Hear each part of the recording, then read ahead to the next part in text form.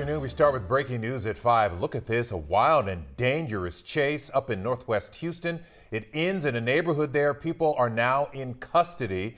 It all started in Waller County just before 3 this afternoon. Troopers telling us 2 of the 3 people in the car were wanted felons. Brett Buffington is live in northwest Houston. Brett, what else are you learning?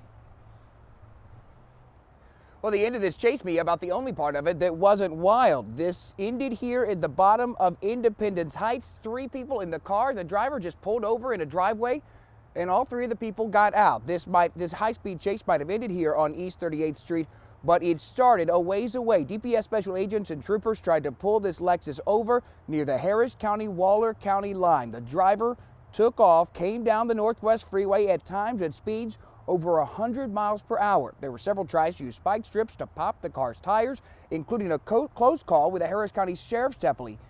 Thankfully, that deputy wasn't hit. Neither was a postal worker who was almost struck here in this neighborhood. Those 2 people weren't hit, but several other cars were. Troopers this afternoon telling us that 3 people in the car, of 2 of the 3, 2 of them had felony arrest warrants at the end of this chase. 1 for robbery, the other for burglary. A 3rd person in the car could also face charges after today's chase. Thankfully ending here so far. Mia, Lynn, we haven't heard of anyone being hurt. We're live in Independence Heights. Brett Buffington, KHOU 11 News.